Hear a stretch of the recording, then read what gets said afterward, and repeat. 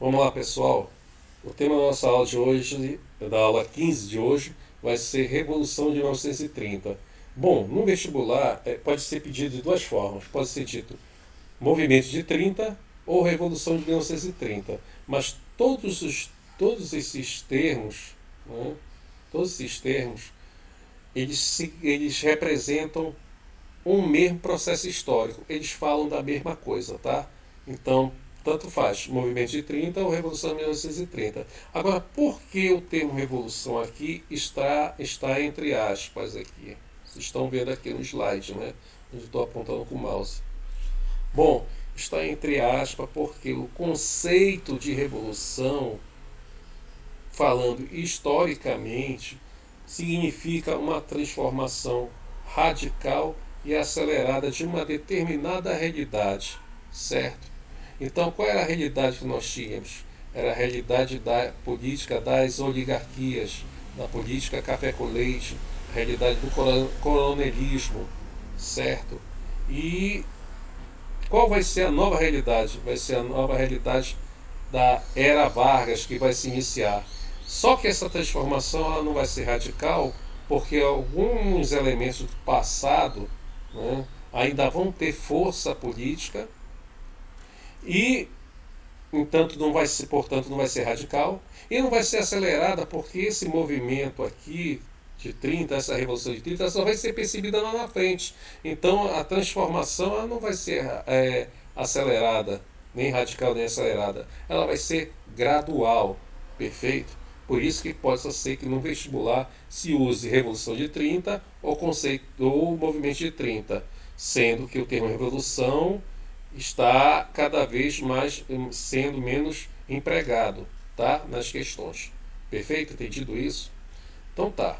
Já que você já entendeu que revolução é uma transformação, é uma mudança consistente, né? Nós vamos ter que ver que essa mudança ela se inicia através de um processo anterior, correto? Quando você começa algo novo, é porque o anterior está o quê? O passado ele está em crise e não serve mais para você. Aquela realidade tem que ser superada, porque o passado, já está dizendo, né? Já está ultrapassado. Desculpa a redundância aqui, tá bom? Então tá.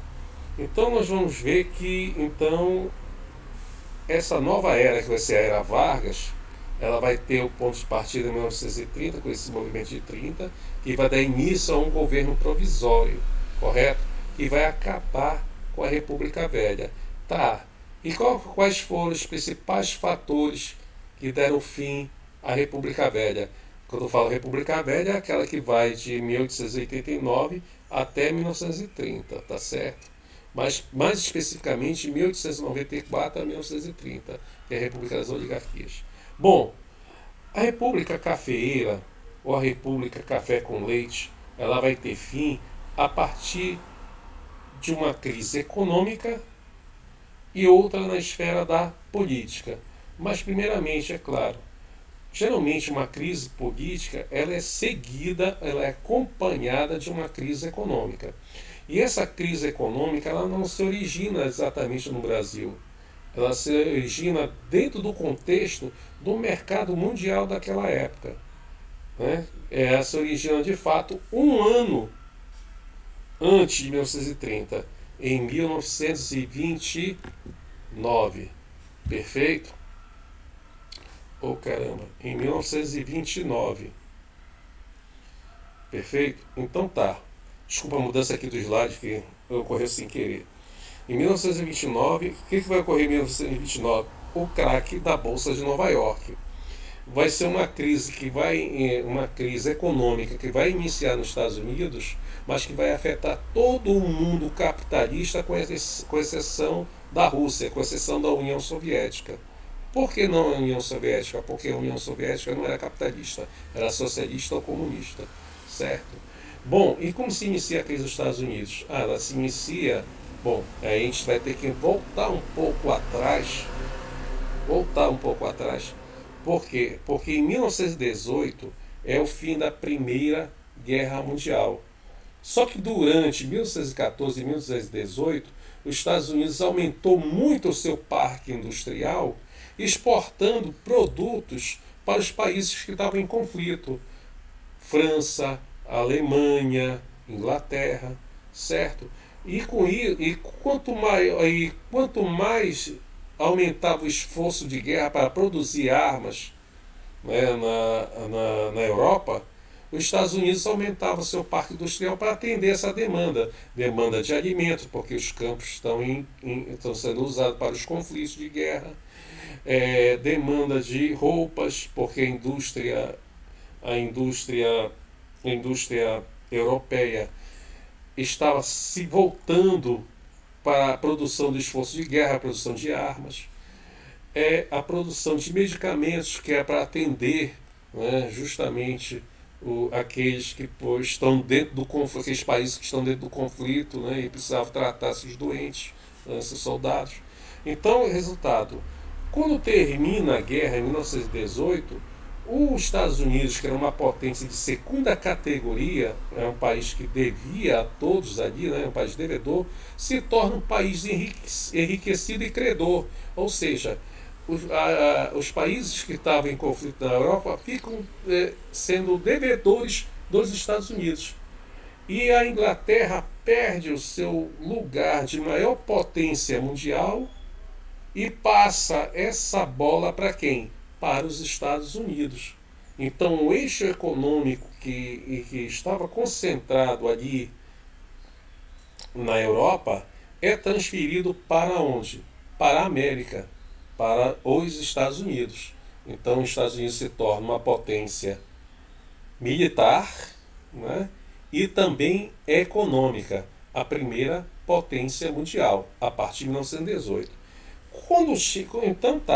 Então, quando começa os anos 20, os Estados Unidos começam a entrar numa fase de euforia, uma fase de consumo, porque esse enriquecimento, né, fez com que os Estados Unidos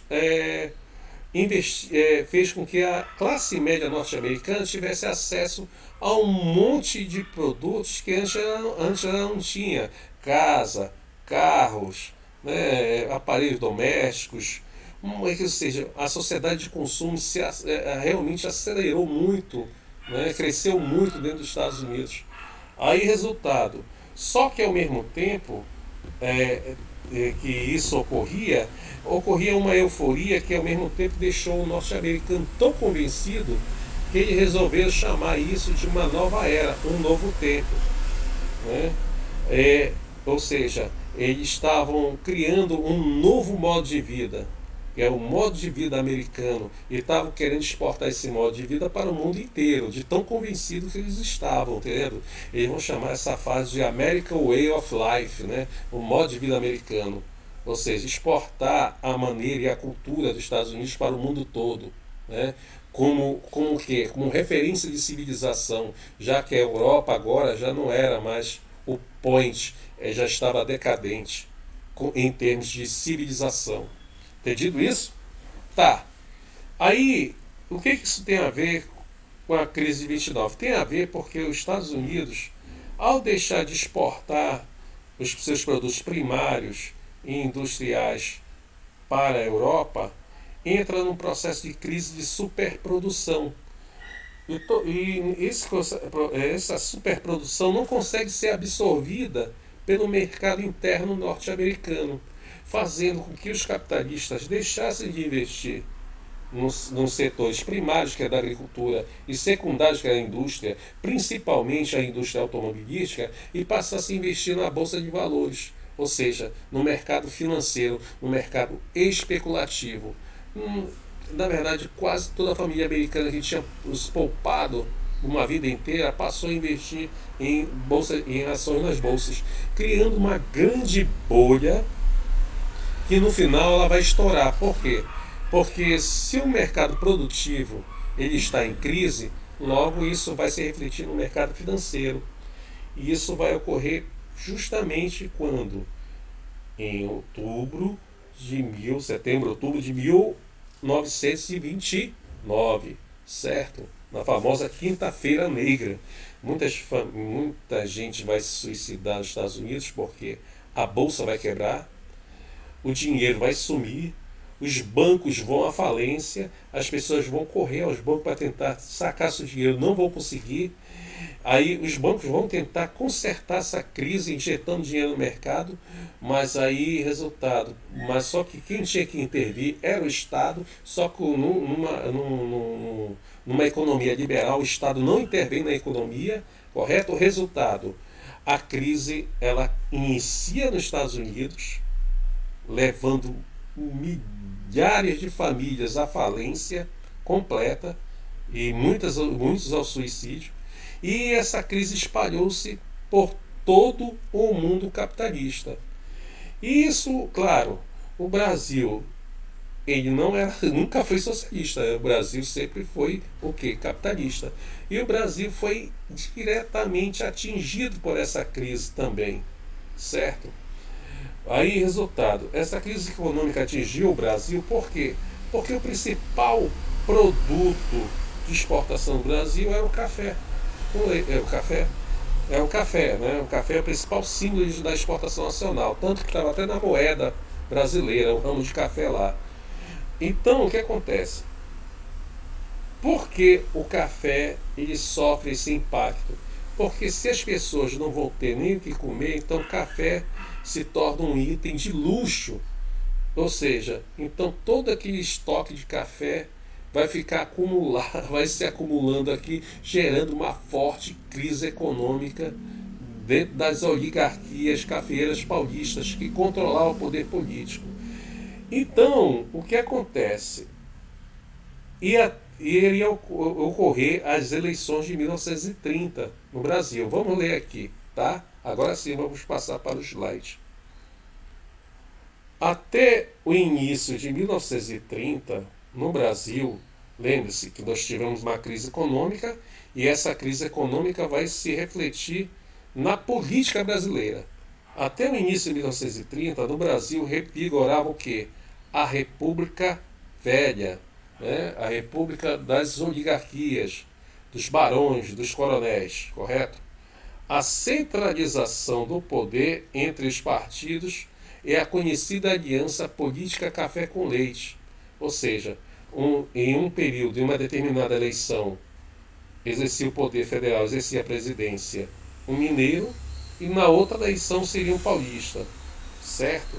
Então, na eleição de 1929, correto? Eleição de 1929, seria a eleição onde o Partido Republicano Mineiro teria o seu candidato lá, ele que assumiria a presidência. Ou seja, Washington Luiz deveria passar a presidência para um mineiro. Isso tudo acertado, claro, porque a política era decidida dentro dos gabinetes e na base da fraude eleitoral. Só que o que acontece? Washington Luiz rompe com o acordo e quebra o acordo da política café com leite. Vamos lá, a crise. Em 1929, ainda, né, o presidente Washington Luiz, claro, né, do Partido Republicano Paulista, defendeu a candidatura de Júlio Prestes. Quem é o Júlio Prestes? É um carioca, parece, mas na verdade defendeu de outro paulista aqui, né? Que representava os interesses da oligarquia paulista. Aí o Partido Republicano Mineiro, né, Partido Mineiro, ficou possesso com a atitude de Washington Luiz, porque o Washington Luiz fez isso sem consultar, né, nem a própria oligarquia, né, certo? Aí vamos lá, o Partido Mineiro então anunciou que iria apoiar o nome da oposição, correto? Ou seja, já que eles não iam ter um mineiro para concorrer dentro das eleições, aliaram-se a outras duas oligarquias, aliança ao Rio Grande do Sul e Paraíba, que faziam oposição, né, às oligarquias de São Paulo e Minas Gerais. E agora, como Minas Gerais se alia a essas duas oligarquias, essas três oligarquias, Minas Gerais, Rio Grande do Sul e Paraíba, vão enfrentar, né, o controle do poder político de São Paulo, certo? Através das eleições, apontando dois candidatos, certo? Um desses candidatos, o principal candidato seria Getúlio Dornelles Vargas, ou Getúlio Vargas, e o vice, que seria candidato a presidente, e o vice-presidente seria quem? O paraibano João Pessoa, certo? Aí formaria aqui a Aliança Liberal, certo? Perfeito?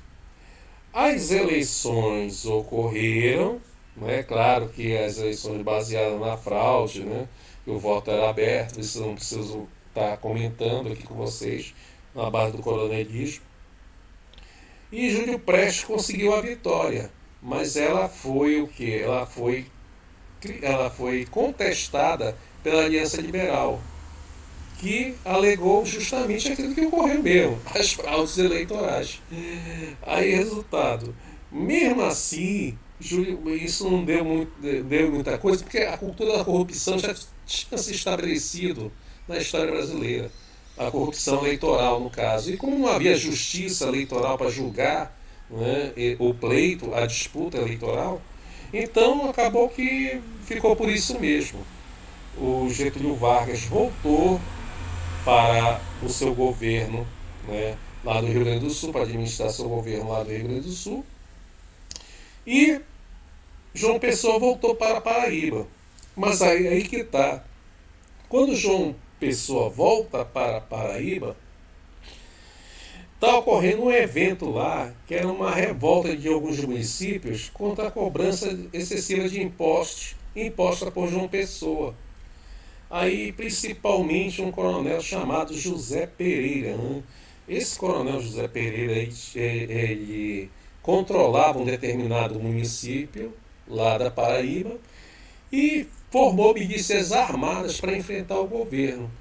Então, a imprensa, José Pereira, e tinha o apoio de um advogado chamado José Dantas, que também era jornalista e fazia determinadas publicações, né, periódicos, criticando o João Pessoa.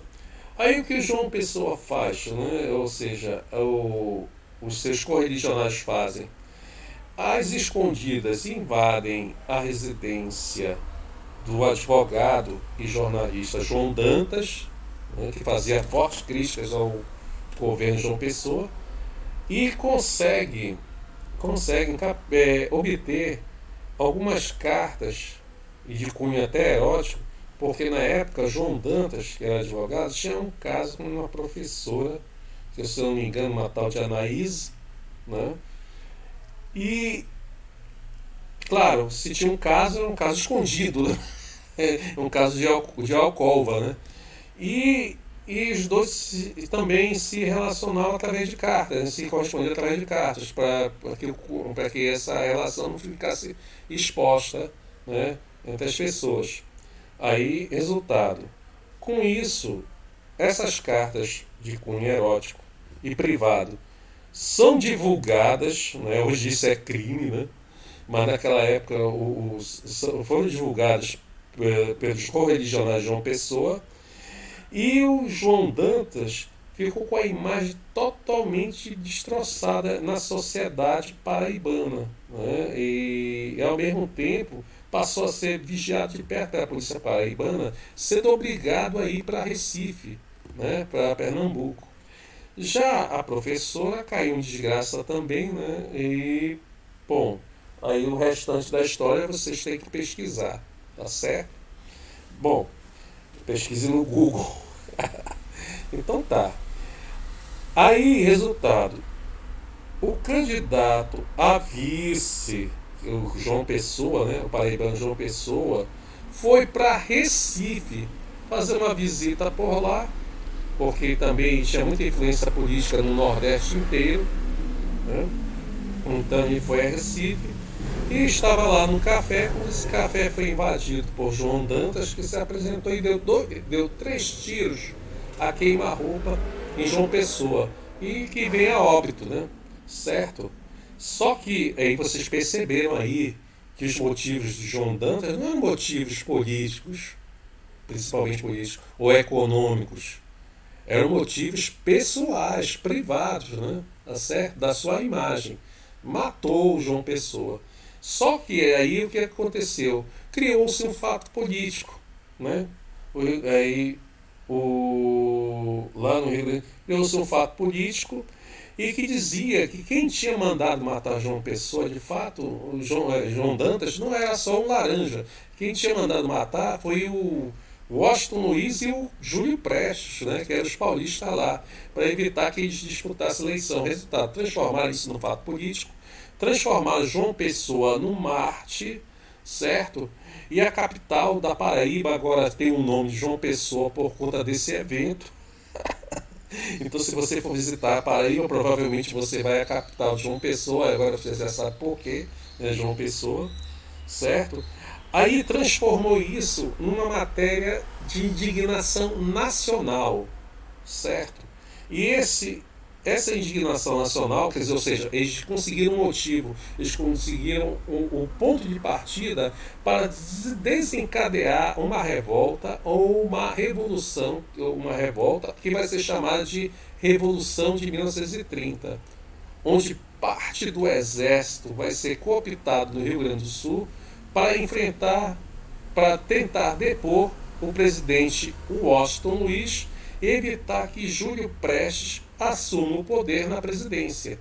Só que Washington Luiz convoca as forças legalistas do exército para tentar acabar com a revolta, com esse movimento de 30.